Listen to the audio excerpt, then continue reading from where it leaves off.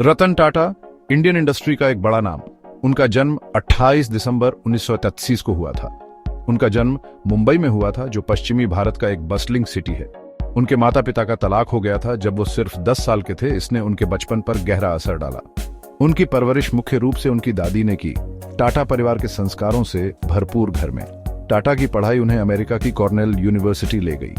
उन्होंने 1960 में आर्किटेक्चर में बैचलर डिग्री हासिल की। इस एजुकेशन ने उन्हें डिजाइन का सेंस और एक ग्लोबल पर्सपेक्टिव दिया। यही क्वालिटीज आगे चलकर उनकी लीडरशिप की पहचान बन गई। भारत लौटने पर टाटा 1966 में टाटा ग्रुप में शामिल हो गए। उन्होंने शुरुआत बिल्कुल नीचे से की। टाटा स्टील और नेल्को में अलग अलग रोल्स में काम किया। यह हैंड्स ऑन एक्सपीरियंस उनके लिए बहुत वैल्यूबल साबित हुआ। इससे उन्हें ग्रुप के अलग अलग ऑपरेशंस को समझने का मौका मिला। उन्हें अपने अंकल जे.एन.आर. टाटा से गाइडेंस और मेंटरशिप मिली। जे.एन.आर. टाटा, जो खुद एक विजनरी लीडर थे, उन्होंने युवा रतन के पोटेंशियल को पहचाना। टाटा के शुरुआती करियर में सीखने की गहरी लगन दिखाई देती है। उन्होंने खुद को बिजनेस के अलग अलग पहलुओं में डुबो दिया। इसी डेडिकेशन ने टाटा ग्रुप की उनकी फ्यूचर लीडरशिप की नींव रखी। उन्होंने उन इंडस्ट्रीज की बारीकियों को सीखा जिनमें उन्होंने काम किया, और उन्होंने ग्रुप की स्ट्रेंथ्स और वीकनेसेस की गहरी समझ डेवलप की। 1951 में रतन टाटा ने चेयरमैन के रूप में टाटा ग्रुप की कमान संभाली। उनकी लीडरशिप में ग्रुप ने एक कमाल का ट्रांसफॉर्मेशन देखा।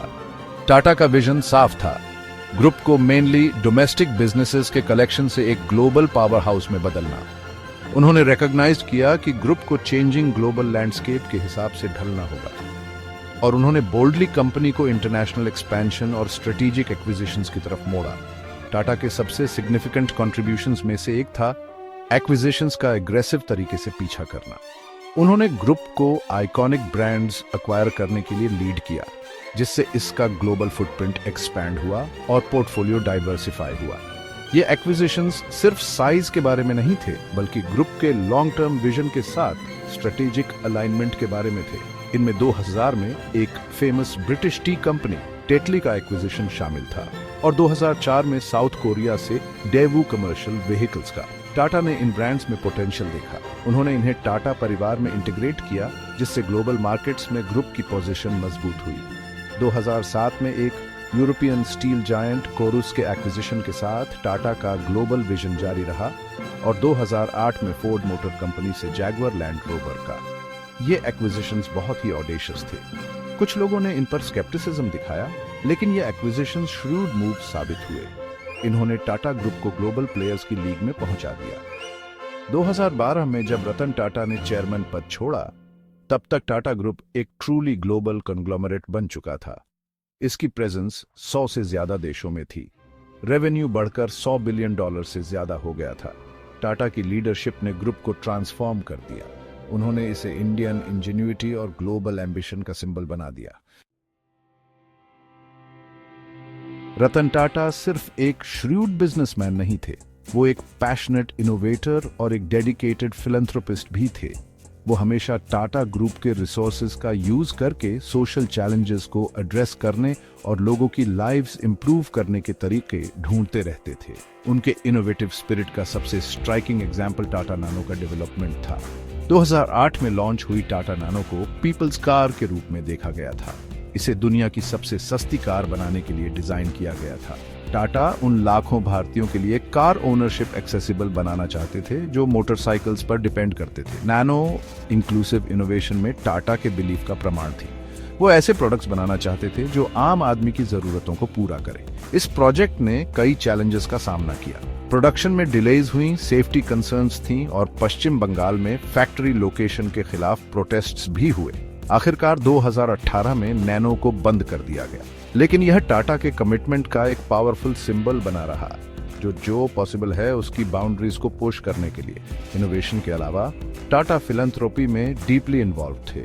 वो टाटा ग्रुप की सक्सेस के साथ आने वाली रिस्पॉन्सिबिलिटी को समझते थे। वो समाज को वापस देने में बिलीव करते थे। उनकी लीडरशिप में टाटा ट्रस्ट, जो टाटा ग्रुप से एसोसिएटेड फिलैंथ्रोपिक ऑर्गेनाइजेशंस का एक ग्रुप है, ने अपनी रीच एक्सपैंड की। उन्होंने कई सोशल कॉजेज पर फोकस किया, जिनमें गरीबी उन्मूलन, शिक्षा, स्वास्थ्य सेवा और डिजास्टर रिलीफ शामिल है। टाटा का फिलैंथ्रोपी सिर्फ चेक्स लिखने तक सीमित नहीं था।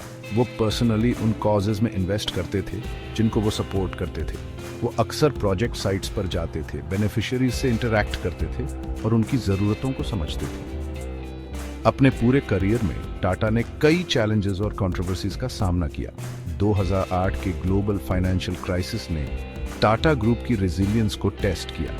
टाटा ने स्टेडी लीडरशिप के साथ ग्रुप को क्राइसिस से बाहर निकाला। उन्होंने ग्रुप की लॉन्ग टर्म स्टेबिलिटी इंश्योर की। मुंबई के ताजमहल पैलेस होटल पर 2008 में हुआ टेररिस्ट अटैक, जो टाटा ग्रुप की प्रॉपर्टी है, ने उन्हें बहुत दुखी किया। उन्होंने अटैक के बाद बहुत करेज और कंपैशन दिखाया। उन्होंने विक्टिम्स और उनके परिवारों को अनवेवरिंग सपोर्ट दिया।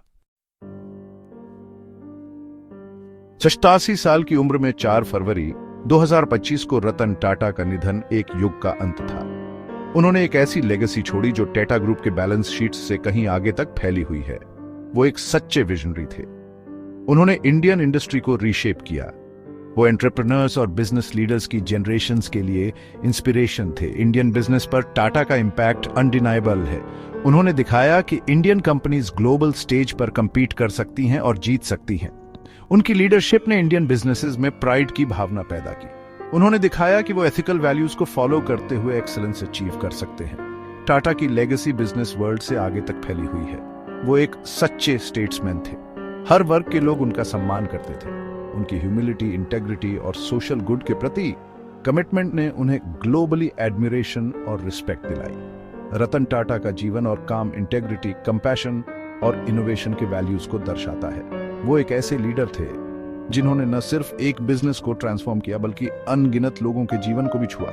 उनकी लेगेसी आज भी इंस्पायर करती है। ये एक रिमाइंडर के रूप में काम करती है कि बिजनेस अगर सही तरीके से किया जाए तो दुनिया में अच्छाई की ताकत बन सकता है। उनकी कहानी आगे भी सुनाई जाती रहेगी, आने वाली जनरेशंस को इंस्पायर करती रहेगी।